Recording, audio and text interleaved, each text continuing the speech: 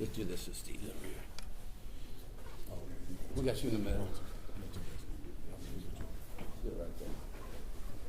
Hey, everybody.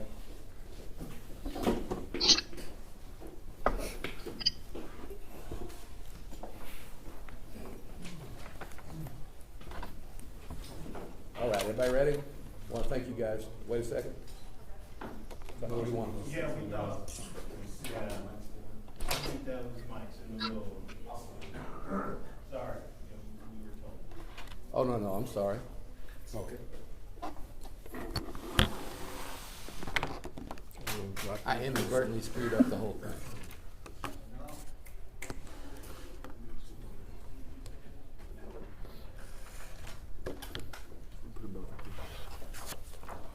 I'm almost pretty sure those microphones will pick up. I mean, from what I know about microphones, I may not know much, but. All right, we good? Everybody? First of all, thank you guys for coming.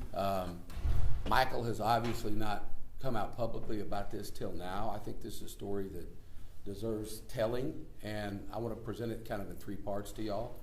First going to be the background of what happened. Second is going to be about the video that you've all heard so much about. And then the third part is going to be our attempts to deal with Marriott about this incident and how do we correct it. Michael traveled to Phoenix on February 5th to cover the Super Bowl and related activities. He was staying at the Renaissance Phoenix downtown hotel. He's supposed to stay there from February 5th to February 13th. On February 5th, after performing his media duties, he returned to the hotel and was having water in the lobby bar. He obviously drew a lot of attention, and he began to tell the people assembled in the lobby stories, NFL stories, old stories. Several people offered to buy him a drink. He declined, saying he had work the next day. Two of the gentlemen who offered to buy him a drink are the witnesses that we have here for you today on Zoom. Phil Watkins and Bryn Davis. Phil's Australian.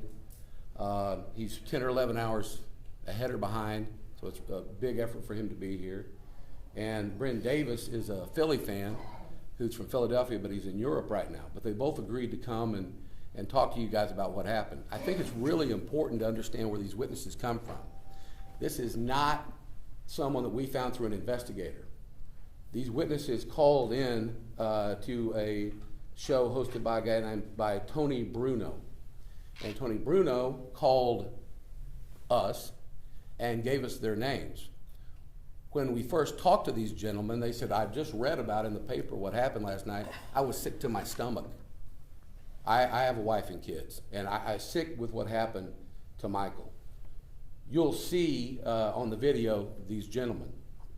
But these guys and some other eyewitnesses and other people that have come forward asked Michael to take a picture with them. He said, I'm not going to take a picture in a bar. It's a bad look. But I'll go out by the front door of the lobby and take pictures with you. This is where the video starts that I have seen. And so that I can lay the scene out for you. The video it appears to be from behind the front desk of the hotel. It's certainly a desk. It might be the concierge desk. Facing out this way, where on this side is the entrance to the hotel, main entrance and lobby. And on this side is a lobby bar.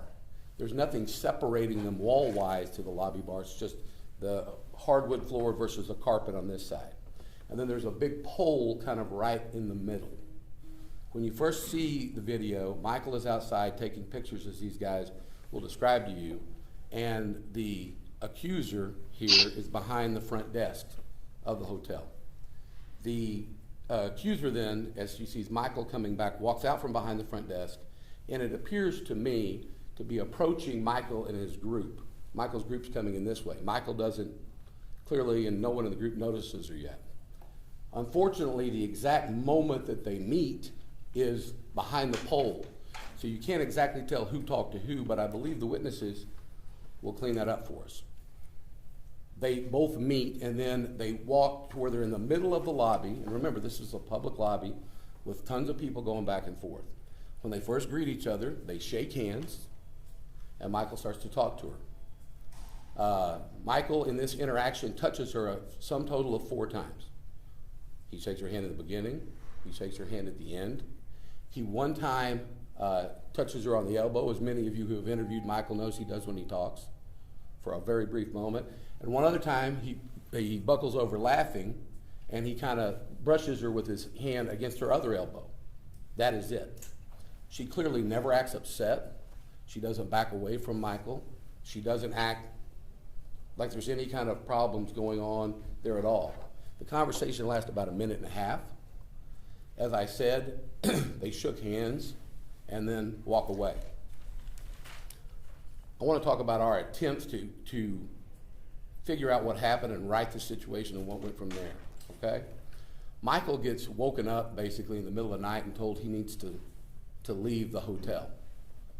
He at that point in time doesn't know who's making allegations, what happened, why, anything. We did not know anything about who this person was or exactly what the allegations were until literally yesterday. And we had tried repeatedly to find out. When it happened, Steve Mandel asked to meet with the folks at the Renaissance Hotel out in Phoenix. They granted him a meeting. He believed that the meeting was going to be with the head of security, the general manager, and someone else at the hotel. When he showed up for the meeting, the head of security had been excluded, said he was not going to be in the meeting, and he met with the two other individuals, the GM and the head of marketing. I have their names, but I don't think that's relevant now. They absolutely refused to give him any information about what the allegations were against Mr. Irvin. Steve offered to allow Michael to be interviewed by their security. He offered the names of these witnesses that had now come forward via the radio station to be interviewed by security. Renaissance declined, would not talk to Michael, would not talk to the witnesses, said, "We don't comment on anything." In fact, wouldn't even give Steve the name of one of the people that he was meeting with. Throughout the week in Phoenix, repeated attempts were made to get the Renaissance to interview these folks to clear Michael's name. Again, as you already know from the papers and the media, he had been taken off of NFL Network, he'd been taking off a show on ESPN, and obviously he's very, very eager to clear his name and clear up these allegations. Well, how do you do that when you don't even know what you're being accused of? And how do you do that when the people that are making the allegations won't tell you what they are? So obviously we didn't have the video and we didn't have any meetings with the witnesses, so I had to file the lawsuit. We filed the $100 million lawsuit in state court in Collin County, because that's where Mr. Irvin lives. That's where we felt like the majority of the damage was being done in this case. As you've seen, the state court judge immediately ordered production of the video that we believe would clear Michael's name. A few hours before the deadline to produce the video, Renaissance did a legal maneuver where they removed the case, Marriott, removed the case to federal court.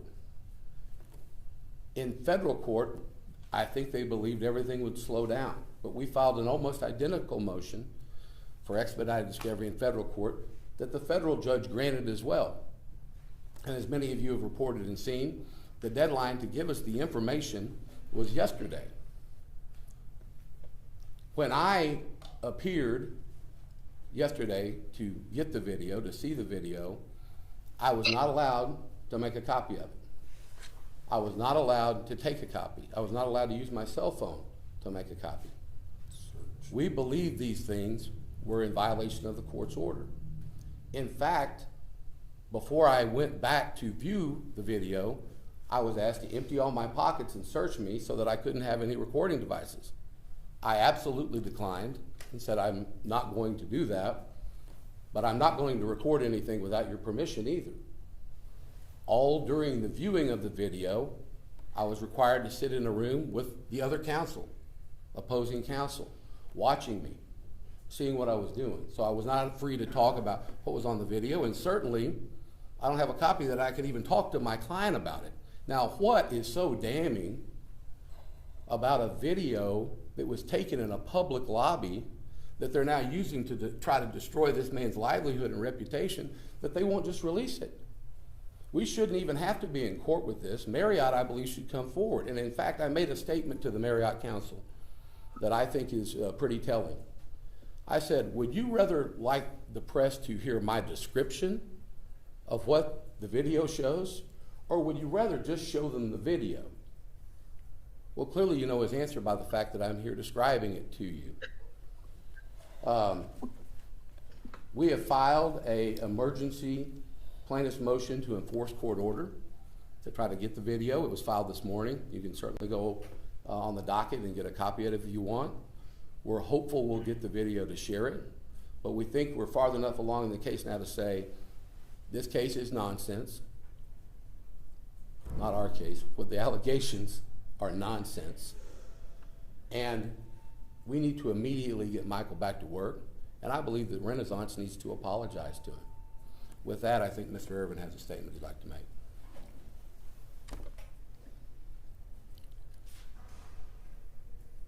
I want to start by saying I appreciate all the support that I've gotten from everybody, from people and from friends.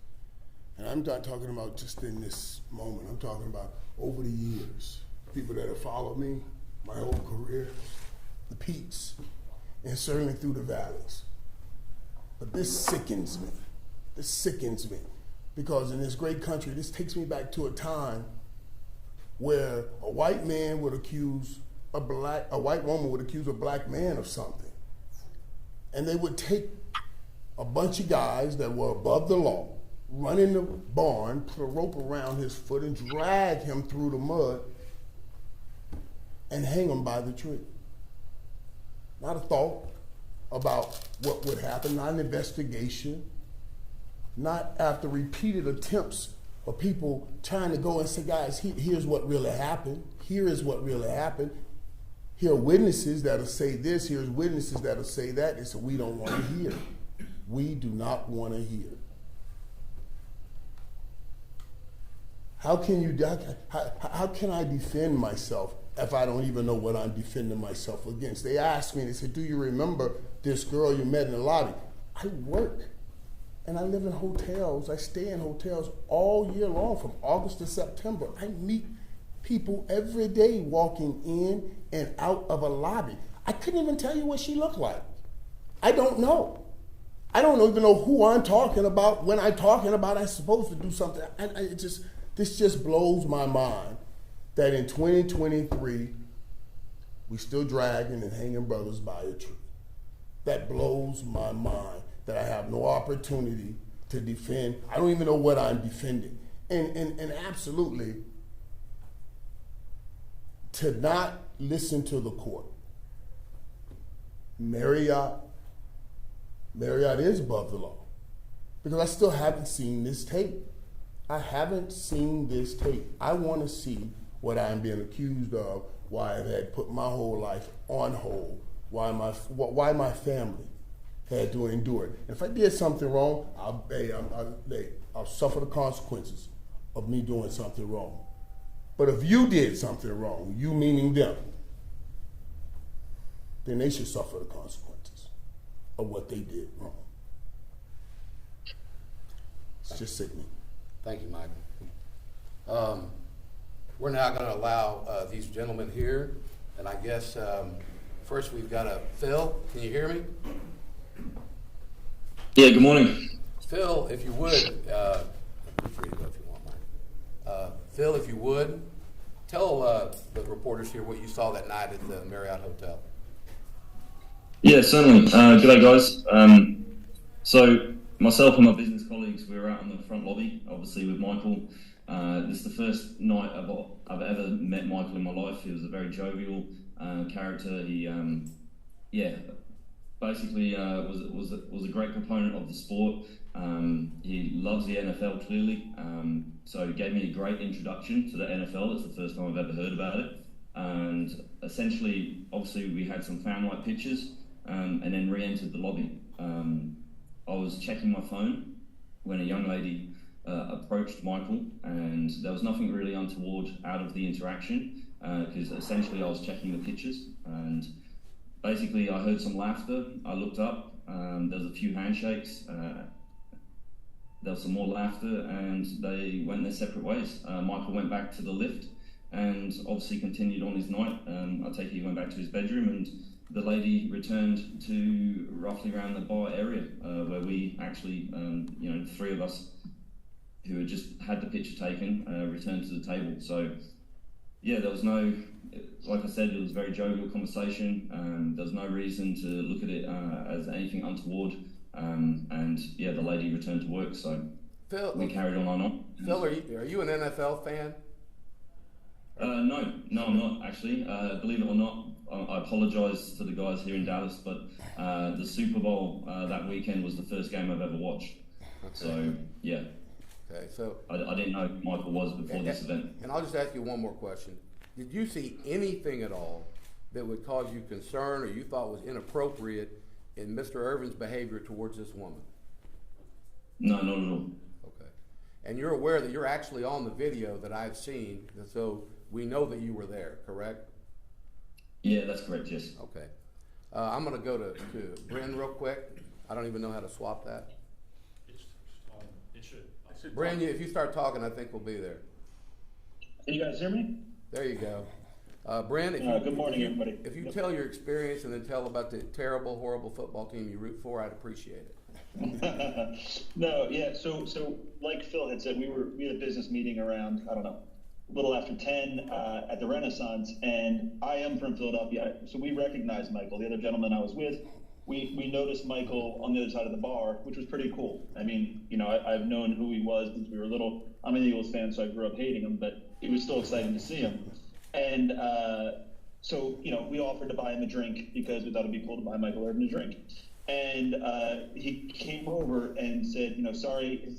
He said, I have ESPN tomorrow morning at 8 a.m. I can't take a drink, but I really appreciate it. And then we started going back and forth about Jalen Hurts being a fantasy or being a dynasty, blah, blah, blah. And had a really cool, quick conversation. He saw that I had my phone in my hand and asked if I wanted to get a picture, which was nice because obviously that's what I wanted to do. We stepped outside, took a few pictures, and came back in. And when we entered back in, a woman had come around the corner, kind of met Michael at the corner. They had a very brief interaction that was super friendly, lots of laughter. And Michael went back to his room. I went back to my seat, and 2 days later, I read about the story that we're talking about now. At any point in time, did you see anything that caused you concern, you thought was inappropriate? Mr. Irvin should have done that, just untoward. Did you see anything like that? Well, it's frozen Zoom. He is in Europe. Guys, if he comes back, I'll do it. Other than that, I think that concludes our press conference. These gentlemen have offered to take questions if you want to. We're not going to take questions based on the fact that we still have this current lawsuit going on. So I appreciate everybody showing up today. Wait, let me say this, guys. Okay. I kind of lost it just listening to Phil talk because I'm struggling. This is what I struggle with. You try to be an ambassador of the league and also understand that God has blessed me and given me a platform and try to touch people, try to raise people, try to lift people up. And I don't know, I met a lot of fans, but I've always tried to be good with people. I'm struggling now saying, do I not talk to people? What do I do? Because of this kind of a situation, I know I didn't do anything wrong. And I was trying to do everything right. So it's just, though I say that, I got to come back to this moment. Had I not said to these guys, you know what, you cool guys, let's go outside and take that picture, then they wouldn't have been right there with me. And that would have been a moment that I've had alone, and I know nobody's going to listen to what I say. Nobody, still, at least Marriott, don't want to hear what we have to say. Don't want to hear what I have to say, and don't even care to share it. So, I just got emotional thinking about it because I'm struggling with that, on what to do moving forward after I deal with all of this. That's all I want to say, guys. You take care.